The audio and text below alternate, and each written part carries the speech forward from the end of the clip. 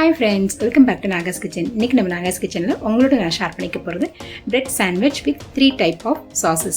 So 3 ஃப்ளேவரில் இன்றைக்கி நம்ம sauce prepare பண்ணிவிட்டு இந்த பிரெட் சாண்ட்விச் மேக் பண்ணிடலாம். நம்ம சேனலில் நிறைய யூஸ்ஃபுல் வீடியோஸ் போட்டிருக்கோம். நம்ம சேனலில் ஒரு தடவை செக் பண்ணி பாருங்கள். ஓகே ஃப்ரெண்ட்ஸ், இப்போ தான் நம்ம சேனலை ஃபஸ்ட் டைம் பார்க்குறீங்கன்னா இது வரைக்கும் நம்ம சேனலை சப்ஸ்கிரைப் பண்ணாத வியூவர்ஸ் மற்றும் ஃப்ரெண்ட்ஸ் எல்லாருமே சப்ஸ்கிரைப் பண்ணிக்கோங்க.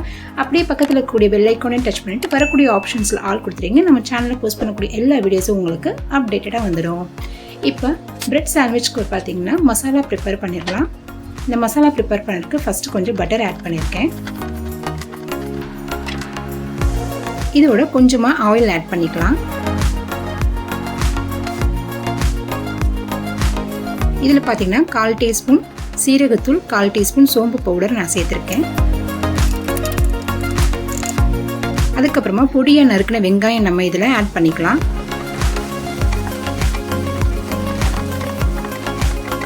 ஒரு டேபிள் ஸ்பூன் இஞ்சி பூண்டு பேஸ்ட் இதோட ஆட் பண்ணிக்கிறேன்.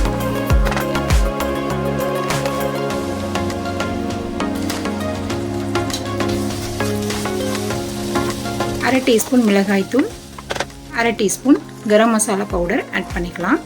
நான் இன்றைக்கி பார்த்தீங்கன்னா காரம் கம்மியாக தான் போட்டிருக்கேன். ஏன்னா ஆல்ரெடி நம்ம வந்து சாஸஸ் ப்ரிப்பேர் பண்ணிவிட்டு சாண்ட்விச் பண்ண போகிறதுனால ரொம்ப ஸ்பைஸியாக வேணாம் அப்படின்றதுனால கொஞ்சமாக காரம் நான் சேர்த்துருக்கேன்.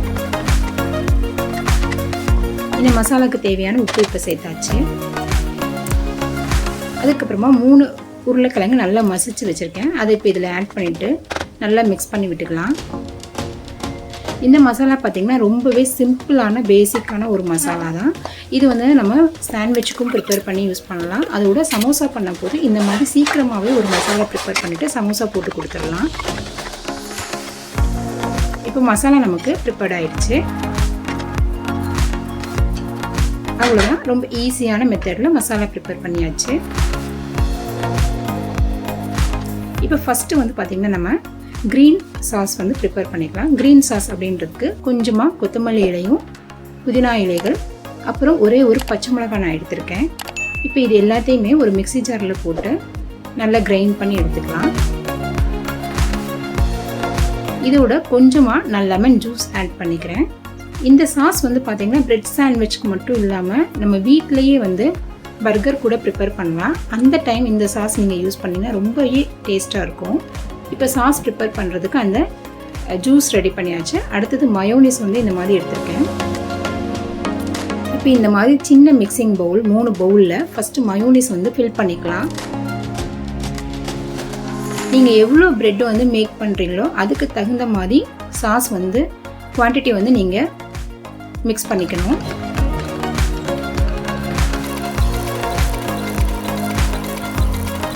இப்போ இது கம்மியாக இருக்குது அப்படின்றதுனால இன்னும் கொஞ்சம் மயோனைஸ் ஆட் பண்ணிவிட்டு அதோட அந்த க்ரீன் ஜூஸ் நான் ஆட் பண்ணிக்கிறேன். இப்போ இது நல்லா மிக்ஸ் பண்ணி விட்டாச்சு. அவ்வளோதான், நமக்கு க்ரீன் சாஸ் ரெடி ஆயிடுச்சு. அடுத்தது வந்து பார்த்திங்கன்னா கார்லிக் சாஸ். இதுக்கு வந்து இந்த மாதிரி கார்லிக் பவுடர் வந்து விற்கிறாங்க சூப்பர் மார்க்கெட்ஸில். அந்த கார்லிக் பவுடரில் 1 டேபிள் ஸ்பூன் அளவுக்கு நான் சேர்த்துருக்கேன். சில பேருக்கு இந்த கார்லிக் பவுடரோட டேஸ்ட் வந்து ஃபஸ்ட் டைம் பிடிக்காது. அப்படின்றதுனால நீங்கள் கொஞ்சம் கம்மியாக சேர்த்துட்டு பிடிச்சிச்சு அப்படின்னா நெக்ஸ்ட் டைம் நீங்கள் பண்ணும்போது இன்னும் கொஞ்சம் நிறைய சேர்த்துக்கலாம். இப்போ நம்மளுக்கு கார்லிக் சாஸ் ப்ரிப்பேர் ஆயிடுச்சு. அடுத்ததாக ரெட் சாஸ் ப்ரிப்பேர் பண்ணிக்கலாம். இதில் வந்து கொஞ்சமாக டொமேட்டோ கெச்சப் நான் ஆட் பண்ணிக்கிறேன். அதையும் நல்லா இப்போ கலந்து விட்டுடலாம். இந்த மாதிரி சாஸ் ப்ரிப்பேர் பண்ணிவிட்டு நம்ம பிரெட் சாண்ட்விச்சில் வந்து ஸ்டஃப் பண்ணி சாப்பிடும்போது அந்த சாட் ஐட்டம் ஷாப்பில் சாப்பிட்ற அதே டேஸ்ட் வந்து நமக்கு கிடைக்கும். இப்போ நான் வந்து ஒரு செட் ப்ரெட் வந்து ப்ரிப்பேர் பண்ணிக்கிறேன்.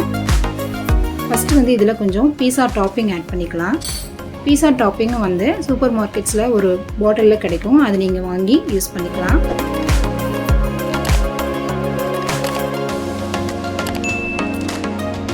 ஃபஸ்ட்டு பீஸா டாப்பிங் ஸ்ப்ரெட் பண்ணியாச்சு.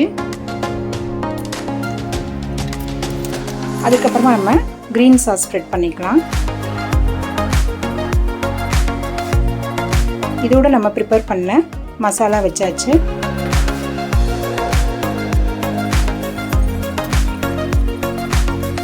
இப்போ கார்லிக் சாஸ் வந்து ஸ்ப்ரெட் பண்ணிக்கலாம். 1 by 1 லேயராக வந்து உங்களோட டேஸ்ட்டுக்கு தகுந்த மாதிரி உங்களுடைய ஐடியாஸ்க்கு தகுந்த மாதிரி நீங்கள் லேயரை வந்து ஃபில் பண்ணிக்கோங்க. மறுபடியும் வந்து மசாலா ஸ்ப்ரெட் பண்ணியிருக்கேன். அடுத்தது ரெட் சாஸ் பண்ணியாச்சு. இதோட கொஞ்சமாக கேரட், நான் துருவின கேரட் ஆட் பண்ணியிருக்கேன். உங்களுக்கு பிடிக்கும் அப்படின்னா நீங்கள் முட்டைக்கோஸ் கூட துருவிட்டு இதோட ஆட் பண்ணிக்கலாம். லாஸ்ட்டாக வந்து துருவின சீஸ் ஆட் பண்ணிக்கிறேன். சீஸ் வந்து பார்த்திங்கன்னா நான் இன்றைக்கி பீஸாவுக்கு ஸ்டஃப் பண்ணக்கூடிய சீஸ் தான் வாங்கியிருக்கேன். அவ்வளோதான், ஃபில்லிங் முடிஞ்சிச்சு. லாஸ்ட்டாக மேலே ஒரு ப்ரெட் வச்சு க்ளோஸ் பண்ணியாச்சு. இப்போ இதை வந்து 2 பக்கம் நம்ம நெய் ஸ்ப்ரெட் பண்ணிவிட்டு இன்றைக்கி நான் டோஸ்டரில் போட்டு தான் டோஸ்ட் பண்ண போகிறேன்.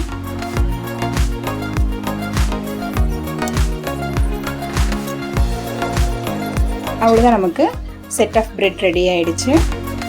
அதை நம்ம டோஸ்டரில் இந்த மாதிரி ஒரு டோஸ்டரில் வச்சு டோஸ்ட் பண்ணிக்கலாம். உங்கள்கிட்ட டோஸ்டர் இல்லை அப்படின்னா கூட தோசைக்கல்லில் நீங்கள் டோஸ்ட் பண்ணி எடுத்துக்கலாம்.